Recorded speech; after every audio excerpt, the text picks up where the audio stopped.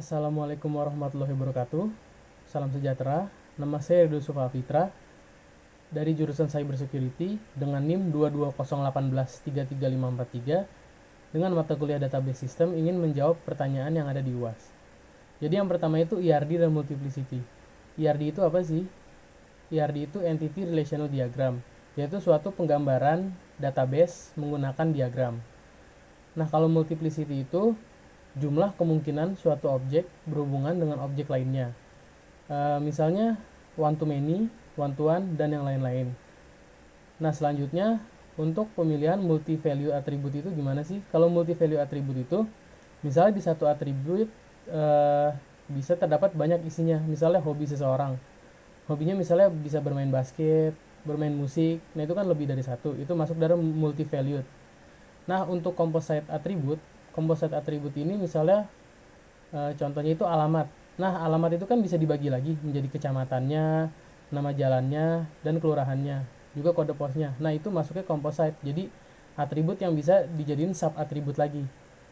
Nah, untuk yang kedua, enhanced ERD. Enhanced ERD itu sama seperti ERD, tapi isinya itu biasanya lebih kompleks. Misalnya ada subclass, terus ada superclass. Nah, kalau superclass itu misalnya pegawai.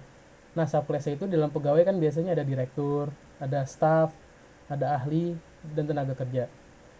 Habis itu participation. Participation ini tergantung entity-nya dalam ERD.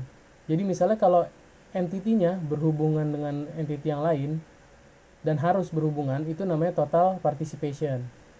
Nah, kalau entity-nya tidak berhubungan dengan yang lain, nah itu termasuk dalam partial participation. Nah, selanjutnya untuk disjoin.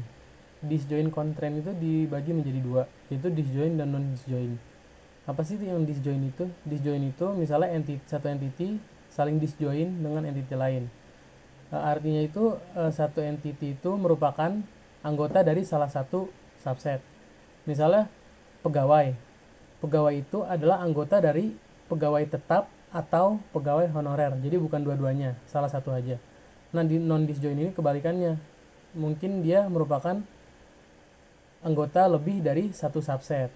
Jadi misalnya barang nih, satu barang. Di satu atribut ini kan bisa ada barang yang terjual dan barang yang masih ada. Nah, itu misalnya non disjoin. Ya, mungkin sekian video dari saya. Kurang lebihnya mohon maaf. Wassalamualaikum warahmatullahi wabarakatuh.